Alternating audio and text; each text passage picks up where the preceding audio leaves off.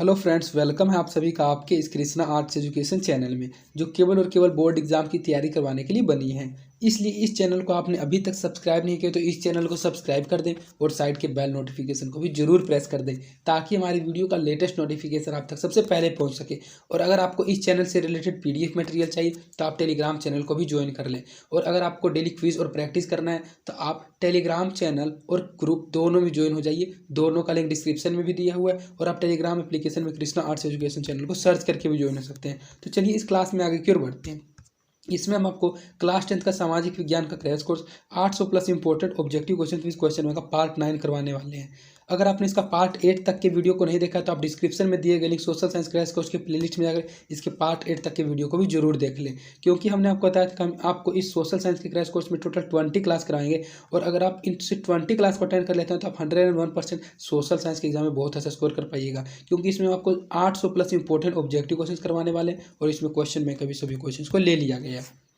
तो इसमें हमारा पहला क्वेश्चन है, हिंद चीन में कौन सा राष्ट्र शामिल नहीं है। हिंद चीन जो है उसमें ऐसा कौन सा राष्ट्र है जो कि शामिल नहीं है। तो अगर आपको इन क्वेश्चन का आंसर पहले से पता है तो कमेंट सेक्शन में इनका आंसर देते हुए चलिए, और अगर आपके लिए क्वेश्चन नहीं है तो इन क्वेश्चन को अच्छे से समझते हुए और याद करते हुए चलिए, और सिर्फ इस वीडियो में लास्ट तक बने हुए रहिएगा। तो हिंद चीन में कौन सा राष्ट्र शामिल नहीं है, वियतनाम, लाओस, चीन या फिर कंबोडिया। तो आप अच्छे से जानते हैं कि हिंद चीन में आने वाला जो तीन ही राष्ट्र है, वियतनाम, लाओस और कंबोडिया, यही तो तीन आते हैं। जो चीन है यही तो इस राष्ट्र में शामिल नहीं है। तो इसका सही आंसर ऑप्शन नंबर सी हो जाएगा, चीन। वियना कांग्रेस कब हुआ था। यह जो वियना कांग्रेस था यह कब हुआ था, 1815 में, 1820 में, 1848 ईस्वी में। तो वियना कांग्रेस 1815 ईस्वी में हुआ था। तो इसका सही आंसर ऑप्शन नंबर ए हो जाएगा, वियना कांग्रेस कब हुआ था। तो वियना कांग्रेस 1815 ईस्वी में हुआ था। भारत में गदर पार्टी की स्थापना किसने की थी। गुरदयाल सिंह ने, चंद्रशेखर आजाद ने, लाला हरदयाल ने, फिर सोहन सिंह बाखन्ना ने। तो जो भारत में गदर पार्टी की स्थापना की गई थी वह लाला हरदयाल के द्वारा की गई थी। तो इसका सही आंसर ऑप्शन नंबर सी हो जाएगा, भारत में गदर पार्टी की स्थापना लाला हरदयाल ने की थी। द्वितीय महायुद्ध के बाद यूरोप में किस संस्था का उदय आर्थिक दुष्प्रभाव को समाप्त करने के लिए हुआ था। जो द्वितीय महायुद्ध समाप्त हो गया था तो उस महायुद्ध के समाप्त होने के बाद यूरोप में किस संस्था का उदय आर्थिक दुष्प्रभाव को समाप्त करने के लिए हुआ था। सार्क संस्था का, नाटो संस्था का, ओपेक संस्था का या फिर यूरोपीय संघ संस्था का। तो उस जो नए संस्था का जो उदय हुआ था उस संस्था का नाम था सार्क। तो इसका सही आंसर ऑप्शन नंबर ए हो जाएगा, सार्क। नरोत्तम सिहानुक किस देश के शासक थे। जो नरोत्तम सिहानुक थे वे किस देश के शासक थे, वियतनाम के, लाओस के, थाईलैंड के या फिर कंबोडिया के। तो जो नरोत्तम सिहानुक थे वे कंबोडिया देश के ही तो शासक थे। तो इसका सही आंसर ऑप्शन नंबर डी हो जाएगा, नरोत्तम सिहानुक कंबोडिया देश के शासक थे। वाष्प चालित इंजन का आविष्कार किसने किया था। अर्थात जो वाष्प से चलने वाला इंजन का आविष्कार किया था वह किसने किया था। अब्राहम डर्बी ने, जेम्स वाट ने, जॉर्ज स्टीफेंसन या रॉबर्ट फुल्टन ने। तो जो वाष्प चालित इंजन था उस वाष्प चालित इंजन का जो आविष्कार किया था वह जेम्स वाट ने किया था। तो इसका सही आंसर ऑप्शन नंबर बी हो जाएगा, वाष्प चालित इंजन का आविष्कार जेम्स वाट ने किया था। Tata iron and steel company की स्थापना कब की थी। यह question most important objective question है, बहुत बार बोर्ड एग्जाम में पूछा जा चुका है और क्वेश्चन बैंक में भी रिपीटेड क्वेश्चन है कि जो Tata iron and steel company है, जिसको टिस्को भी कहा जाता है शॉर्ट फॉर्म में, TISCO, Tata iron and steel company. तो इस टिस्को की स्थापना कब हुई थी, 1814 में, 1907 में, 1915 में, फिर 1923 ईस्वी में। तो जो टाटा आयरन स्टील कंपनी है उसकी स्थापना जमशेदजी टाटा के द्वारा 1907 ईस्वी में की गई थी। तो इसका सही आंसर ऑप्शन नंबर बी हो जाएगा, 1907 में। गोल घर कहाँ स्थित है। यह जो गोल घर आप अच्छे से जानते हैं कहाँ है, कोलकाता में, पटना में, दिल्ली में या फिर गया में। तो गोल घर हमारे पटना में ही है। तो इसका सही आंसर ऑप्शन नंबर बी हो जाएगा, पटना। और क्वेश्चन यह भी पूछा जाता है संस्कृत में भी और सोशल साइंस में भी कि गोल घर का निर्माण किस उद्देश्य से करवाया गया था। तो गोल घर का निर्माण अनाज रखने के उद्देश्य से करवाया गया था। गोल घर कहाँ स्थित है, तो पटना में स्थित है। तो इसका सही आंसर ऑप्शन नंबर बी हो जाएगा, पटना। किस अमेरिकी राष्ट्रपति ने न्यूज डील को लागू की थी। वुडरो विल्सन ने, एफ डी रूजवेल्ट ने, अब्राहम लिंकन ने या फिर जॉन एफ कैनेडी ने। तो ऐसा कौन सा अमेरिका का राष्ट्रपति था जिसने न्यूज डील को लागू किया था। तो एफ डी रूजवेल्ट ने ही इस नियम को लागू किया था, न्यूज डील। तो इसका सही आंसर ऑप्शन नंबर बी होगा, उस अमेरिकी राष्ट्रपति का नाम था एफ डी रूजवेल्ट। नेपोलियन संहिता किस वर्ष लागू की गई थी। यह जो नेपोलियन संहिता यह किस वर्ष लागू की गई थी, 1789 में, 1791 में, 1801 में या फिर 1804 ईस्वी में। तो नेपोलियन संहिता 1804 ईस्वी में लागू की गई थी। तो इसका सही आंसर ऑप्शन नंबर डी हो जाएगा, नेपोलियन संहिता 1804 ईस्वी में लागू हुई थी। फ्रैंकफर्ट की संधि कब हुई थी। यह भी मोस्ट इंपोर्टेंट ऑब्जेक्टिव क्वेश्चन है, डेट वाले क्वेश्चन में, और बहुत बार बोर्ड एग्जाम में पूछा जा चुका है कि जो फ्रैंकफर्ट की संधि थी वह कब हुई थी, 1864 में, 66 में, 70 में, फिर 1871 ईस्वी में। तो आप इस क्वेश्चन को अच्छे से याद रखिएगा कि फ्रैंकफर्ट की संधि 1871 ईस्वी में हुई थी। तो इसका सही आंसर ऑप्शन नंबर डी हो जाएगा 1871 ईस्वी में। और अगर आपने अभी तक इस यूट्यूब चैनल को सब्सक्राइब नहीं किया तो इसको जरूर सब्सक्राइब कर दें नीचे के रेड बटन को दबाकर, ताकि आगे भी आपको ऐसी लेटेस्ट वीडियो की नोटिफिकेशन मिलती रहे। तो जो कार्ल मार्क्स थे उनका जन्म कहाँ हुआ था? जर्मनी में, इंग्लैंड में, फ्रांस में या फिर पोलैंड में? तो कार्ल मार्क्स का जन्म जर्मनी में हुआ था। तो इसका सही आंसर ऑप्शन नंबर ए हो जाएगा, कार्ल मार्क्स का जन्म जर्मनी में हुआ था। 1991 में निम्न में से कौन अस्तित्व में आया था? अर्थात 1991 ईस्वी में इनमें से कौन अस्तित्व में आया था? WTO, world trade organization, GATT, नई आर्थिक नीति या फिर इनमें से कोई नहीं? तो ये तीनों की तीनों चीज़ 1991 में अस्तित्व में नहीं आया था। तो इसका सही आंसर ऑप्शन नंबर डी हो जाएगा, इनमें से कोई भी चीज़ 1991 ईस्वी में अस्तित्व में नहीं आया था। तो इसका सही आंसर ऑप्शन नंबर डी हो जाएगा। इन आर्थिक क्रियाओं में कौन प्राथमिक क्षेत्र से संबंधित नहीं है? मत्स्य पालन, बैंकिंग, खनन या फिर वन? तो प्राथमिक क्षेत्र कृषि रिलेटेड क्षेत्र होता है, उत्पादन करने वाला क्षेत्र होता है। तो आप प्राथमिक ऐसा कौन सा आर्थिक क्रिया है जिस क्रिया को प्राथमिक क्षेत्र से संबंधित नहीं किया जाता है? तो मत्स्य पालन प्राथमिक क्षेत्र के अंतर्गत ही आता है, बैंकिंग यह नहीं आता है, खनन और वन आता है। तो यह जो बैंकिंग है यह सेवा क्षेत्र के अंतर्गत आ जाता है, और सेवा क्षेत्र हमारा द्वितीय क्षेत्र होता है। तो प्राथमिक क्षेत्र से संबंधित बैंकिंग नहीं है। तो इसका सही आंसर ऑप्शन नंबर बी हो जाएगा, बैंकिंग। जमशेदपुर, दुर्गापुर, भिलाई और सलेम किस उद्योग के केंद्र है? अर्थात इन चार जगहों का नाम दिया गया, जमशेदपुर, दुर्गापुर, भिलाई और सलेम, और पूछा जा रहा है कि कौन से उद्योग के केंद्र है? सीमेंट उद्योग के, चीनी उद्योग के, आयरन और स्टील उद्योग के या फिर वस्त्र उद्योग के? तो जमशेद, दुर्गापुर और भिलाई और सलेम आयरन एंड स्टील के उद्योग के केंद्र हैं। तो इसका सही आंसर ऑप्शन नंबर सी हो जाएगा, आयरन और स्टील के। प्रति व्यक्ति आय का आय से है, जो प्रति व्यक्ति आय है उसका आय से क्या होता है? संपूर्ण आय से, औसत आय से, राष्ट्रीय आय से, फिर सीमांत आय से। तो प्रति व्यक्ति आय का आय से हमारे औसत आय से होता है। तो इसका सही आंसर ऑप्शन नंबर बी हो जाएगा, एवरेज में जो हमारा इनकम होता है उससे ही प्रति व्यक्ति आय कहा जाता है। तो इसका सही आंसर ऑप्शन नंबर बी हो जाएगा, औसत आय। राष्ट्रीय विकास परिषद का गठन कब किया गया था? वन्य जीव बोर्ड का गठन कब हुआ था? इन दोनों क्वेश्चन का आंसर एक ही है। तो जो राष्ट्रीय विकास परिषद का गठन हुआ था वह कब हुआ था? 50 में, 51 में, 1952 में, फिर 1955 ईस्वी में। तो जो राष्ट्रीय विकास परिषद था उसका गठन 1952 ईस्वी में हुआ था। तो इसका सही आंसर ऑप्शन नंबर सी हो जाएगा, राष्ट्रीय विकास परिषद का गठन 1952 ईस्वी में हुआ था। अगर आपको डेली क्विज करना, अगर आपको याद हुए क्वेश्चन को रिवीजन करना है तो आपको अपने मोबाइल में टेलीग्राम एप्लीकेशन को ओपन करना होगा। अगर टेलीग्राम एप्लीकेशन नहीं है तो इसको गूगल प्ले स्टोर से डाउनलोड कर लीजिए। यहाँ साइड में देखिए जो सर्च का आइकन है, इस सर्च के आइकन पर आपको टेलीग्राम में ओपन करना है। इसके बाद आपका कीबोर्ड ओपन हो जाएगा। कीबोर्ड ओपन होते ही आपको कृष्णा आर्ट्स एजुकेशन टाइप करना है। आप कृष्णा आर्ट्स लिख दीजिए, उतने में मेरा चैनल और मेरा ग्रुप आ जाएगा। तो मेरा ग्रुप देखिए 538 मेंबर का। इस पर आप जो टेस्ट कीजिएगा ज्वाइन का ऑप्शन देगा, ज्वाइन पर आपको क्लिक करना है। ज्वाइन पर क्लिक करने के बाद आपको वहाँ क्लिक करना है, और उसके बाद देखिए जो ऐड मेंबर का ऑप्शन है, इस ऐड मेंबर के ऑप्शन पर क्लिक करके आपको आपके कॉन्टैक्ट्स में जितने भी टेलीग्राम यूजर्स हैं उन सभी टेलीग्राम यूजर्स को जोड़ देना है। क्योंकि अगर आप इस ग्रुप में 50+ स्टूडेंट को जोड़ देते हैं, 50+ कॉन्टैक्ट को जोड़ देते हैं, तो आप हमारे चैनल और ग्रुप के प्रो स्टूडेंट बन जाएंगे। इसको जोड़ने के बाद आपको सिंपली बैक करना, और आप देखिए डेली इसमें नोटिफिकेशन डाल दिया जाता है। रोज 8 बजे इस पे क्विज होता है, और उस क्विज को देखकर आप डेली अपना रिवीजन कर सकते हैं। आपके याद किए क्वेश्चन को और अधिक अच्छे से याद कर सकते हैं। इसमें पहले से नोटिफिकेशन डाल दिया जाता है कि किस चीज का आज टेस्ट होगा, और उसका PDF पहले से प्रोवाइड करवा दिया जाता है। इतना करने के बाद आपको सिंपली ये जो आइकन बना हुआ है इस आइकन पर क्लिक करना है। इस आइकन पर आप जब क्लिक कीजिएगा तो आप हमारे चल जाएगा चैनल में। उसके बाद आपको चैनल को ज्वाइन कर लेना है। चैनल को ज्वाइन करने के बाद आपको यहाँ क्लिक करना है, और नीचे जो फाइल्स का ऑप्शन दिया हो इस फाइल्स के ऑप्शन पर आपको क्लिक करना है। अब जैसे फाइल्स के ऑप्शन पर क्लिक कीजिएगा आपको 184 इंपॉर्टेंट ऑब्जेक्टिव क्वेश्चन के PDF मिल जाएंगे, सब्जेक्टिव क्वेश्चन के PDF मिल जाएंगे। ऐसे बहुत बेहतरीन डॉक्यूमेंट मिल जाएंगे, नोट्स मिल जाएंगे, जिनको आप पढ़कर अपने बिहार बोर्ड की सिलेबस को और भी बेहतरीन बना सकते हैं। तो आप आज के आज इस टेलीग्राम चैनल को ज्वाइन कर लें और इस टेलीग्राम ग्रुप को। बांग्लादेश की मुद्रा है, जो बांग्लादेश की करेंसी है वह क्या है? रुपया, डॉलर, कोरोना या फिर टका?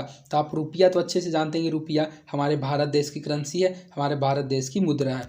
तो जो बांग्लादेश की मुद्रा है टका है, मतलब बांग्लादेश में टका करेंसी चलती है। तो इसका सही आंसर ऑप्शन नंबर डी हो जाएगा, टका। राष्ट्रीय आय का अर्थ है सरकार की आय से, पारिवारिक आय से, सार्वजनिक उपक्रमों की आय से, फिर उत्पादन के साधनों की आय से। तो राष्ट्रीय आय का जो अर्थ होता है वह उत्पादन साधनों की आय से ही होता है। तो इसका सही आंसर ऑप्शन नंबर डी हो जाएगा, राष्ट्रीय आय का अर्थ है उत्पादन के साधनों की आय से। भारत में उपभोक्ता संरक्षण कानून कब लागू किया गया था? 1968 में, 86 में, 84 में या फिर 1976 ईस्वी में? तो भारत में उपभोक्ता संरक्षण कानून 1986 ईस्वी में लागू हुआ था। तो इसका सही आंसर ऑप्शन नंबर बी हो जाएगा, 1986 ईस्वी में। भूमि विकास बैंक द्वारा किस प्रकार का ऋण प्रदान किया जाता है? जो भूमि विकास बैंक होता है उसके द्वारा कौन सा लोन प्रदान किया जाता है, कौन सा ऋण प्रदान किया जाता है? अल्पकालीन ऋण, मध्यकालीन ऋण, दीर्घकालीन ऋण या फिर इनमें से सभी? तो भूमि विकास बैंक द्वारा दीर्घकालीन जो ऋण होता है, क्योंकि भूमि खरीदने की बात हो रही है तो दीर्घकालीन ऋण ही प्रकार प्रदान किया जाता है। तो इसका सही आंसर ऑप्शन नंबर सी हो जाएगा, दीर्घकालीन ऋण।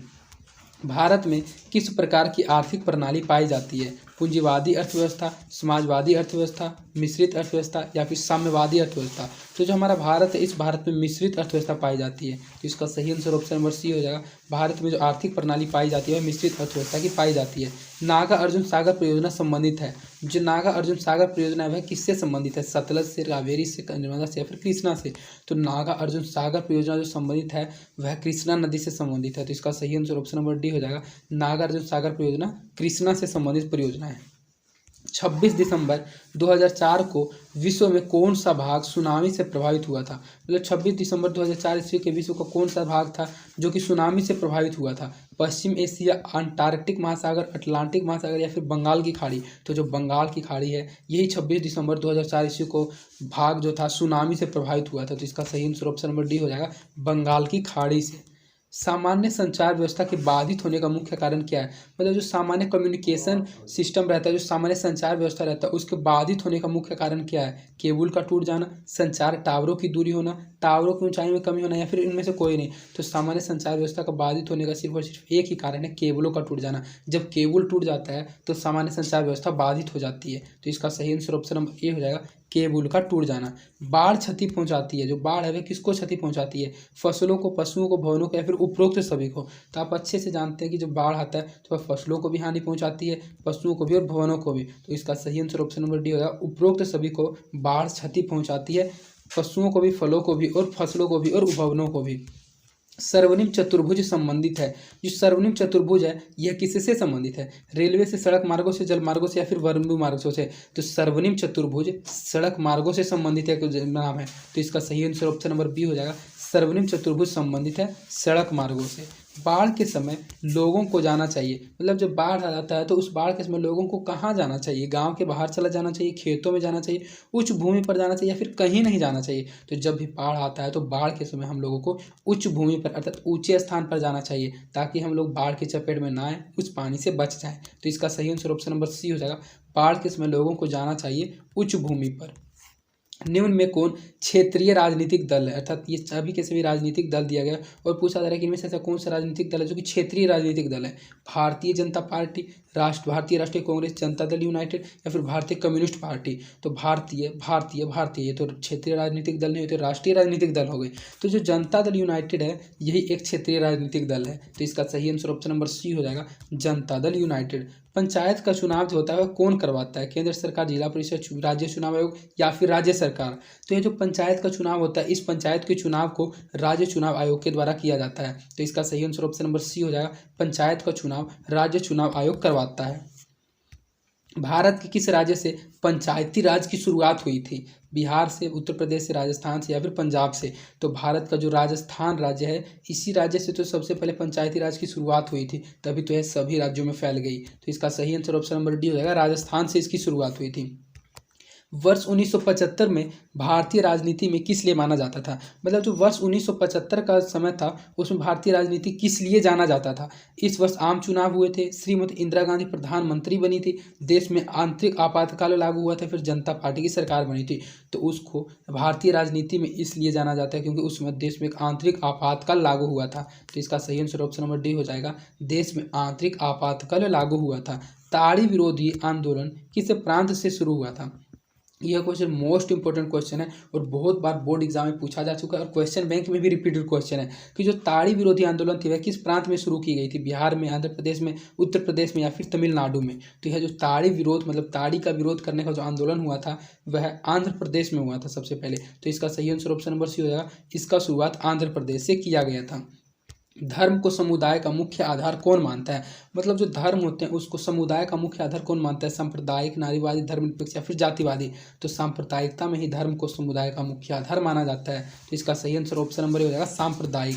सत्ता में साझेदारी सही है क्योंकि यह विविधता को बढ़ाती है, देश की एकता को कमजोर करती है, फैसले लेने में देर करवाती है या फिर विभिन्न समुदायों के बीच टकराव कम करती है? तो सत्ता में साझेदारी सही है क्योंकि यह विभिन्न समुदायों के बीच टकराव को कम करती है। तो इसका सही आंसर ऑप्शन नंबर डी हो जाएगा, सत्ता में साझेदारी सही है क्योंकि यह विभिन्न समुदायों के बीच जो टकराव होता है उसको कम करती है। नेपाल में सप्तदलीय गठबंधन का मुख्य उद्देश्य क्या है? जो नेपाल में सप्तदलीय गठबंधन किया गया था, उस सप्तदलीय गठबंधन का मुख्य उद्देश्य क्या है? राजा को देश छोड़ने पर मजबूर करना, लोकतंत्र की स्थापना करना, भारत नेपाल के संबंधों को बेहतर बनाना, या फिर सर्वदलीय सरकार की स्थापना करना। तो नेपाल में सप्तदलीय जो संगठन है, उस गठबंधन का मुख्य उद्देश्य सिर्फ यही था कि भारत और नेपाल के बीच जो संबंध है, उन संबंधों को बेहतर बनाना। तो इसका सही आंसर ऑप्शन नंबर सी हो जाएगा। नेपाल में सप्तदलीय गठबंधन का मुख्य उद्देश्य था भारत नेपाल के बीच संबंधों को बेहतर बनाना। भारत के इन राज्यों में कौन कोयले का सबसे बड़ा उत्पादक राज्य है? अर्थात भारत के राज्यों का नाम दिया गया और पूछा जा रहा है कि इनमें से ऐसा कौन सा राज्य है जो कि सबसे बड़ा कोयले का उत्पादक राज्य है? पश्चिम बंगाल, झारखंड, ओडिशा या फिर छत्तीसगढ़। तो भारत का जो झारखंड राज्य है वही सबसे बड़ा कोयला का उत्पादक राज्य है। तो इसका सही आंसर ऑप्शन नंबर बी हो जाएगा, झारखंड। सौर ऊर्जा के उत्पादन के लिए सर्वाधिक उपयुक्त राज्य है, मतलब सौर ऊर्जा का जो उत्पादन होता है सबसे अधिक किस राज्य में होता है? असम में, अरुणाचल प्रदेश में, राजस्थान में या फिर मेघालय में। तो आप जानते हैं कि जो राजस्थान है उसमें थार मरुस्थल है, रेगिस्तान है, बहुत ज़्यादा है, तो वहाँ सूर्य का जो प्रकाश है बहुत तेज़ी से आता है। तो वही जगह सर्वाधिक उपयुक्त राज्य है सौर ऊर्जा के उत्पादन के लिए। तो इसका सही आंसर ऑप्शन नंबर सी हो जाएगा, राजस्थान। सौर ऊर्जा के उत्पादन के लिए सर्वाधिक उपयुक्त राज्य है वह राजस्थान है। बिहार की पहली नदी घाटी परियोजना कौन सी है? गंडक नदी घाटी परियोजना, कोसी नदी घाटी परियोजना, बागमती परियोजना या फिर सोन नदी घाटी परियोजना। तो बिहार की जो पहली नदी घाटी परियोजना शुरू हुई थी, उस परियोजना का नाम था कोसी नदी घाटी परियोजना। और क्वेश्चन यह भी आ जाता है कि बिहार का सो किसे कहा जाता है? तो कोसी नदी को कहा जाता है। और बिहार की पहली नदी घाटी परियोजना भी कोसी नदी घाटी परियोजना ही है। तो इसका सही आंसर ऑप्शन नंबर बी हो जाएगा, कोसी नदी घाटी। सुंदरवन टाइगर रिजर्व कहाँ है? जो सुंदरवन टाइगर रिजर्व है कहाँ है? पश्चिम बंगाल में, उड़ीसा में, उत्तराखंड में या फिर केरल में। तो जो सुंदरवन टाइगर रिजर्व है वह पश्चिम बंगाल में। तो इसका सही आंसर ऑप्शन नंबर हो जाएगा, पश्चिम बंगाल में सुंदरवन टाइगर रिजर्व है। तो इस प्रकार आपका इस वीडियो में 40 ऑब्जेक्टिव क्वेश्चंस कंप्लीट करा दिया गया, जो एग्जाम के दृष्टिकोण से बहुत ज़्यादा इंपॉर्टेंट क्वेश्चंस थे। और अगर आपको इसका पीडीएफ चाहिए तो आप टेलीग्राम चैनल को जरूर ज्वाइन कर लीजिए, क्योंकि अगर आप इसको पीडीएफ के माध्यम से पढ़िएगा तो आपको यह क्वेश्चन और अच्छे से याद हो जाएगा। आप एग्जाम के टाइम इसको स्पीडली पढ़ सकते हैं। और अगर आपको आपके द्वारा याद किए हुए क्वेश्चन को और अधिक मजबूत करना है और अधिक स्ट्रॉन्ग करना है, तो आपको जो हमने वीडियो के बीच में बताया था, आप टेलीग्राम ग्रुप को अवश्य ज्वाइन कर लीजिए और रोज़ 8 बजे क्विज में ज्वाइन होइए। तो यह हमारे क्रैश कोर्स का 9वां क्लास था। इसके बाद इसका 11 क्लास और लाया जाएगा। और अगर आप सिर्फ 20 क्लास को अटेंड कर लेते हैं तो आप 101% सोशल साइंस के एग्जाम में बहुत अच्छा स्कोर कर पाइएगा। और अगर आपको साइंस में, इंग्लिश में, संस्कृत में, किसी अन्य सब्जेक्ट का क्रैश कोर्स करना है, उसकी जल्दी से तैयारी करनी है, तो आप हमारे चैनल के प्लेलिस्ट पेज में जाकर science crash course, social science crash course, English crash course, Sanskrit crash course के प्लेलिस्ट में जाकर उनके वीडियोज़ को भी जरूर देखें। और अगर आपको हमारी वीडियोज़ पसंद आती है तो आप हमारे वीडियोज़ को अपने दोस्तों के बीच ज़्यादा से ज़्यादा शेयर करें। और अगर आपने अभी तक इस वीडियो को लाइक नहीं किया तो इस वीडियो को लाइक भी जरूर कर दें।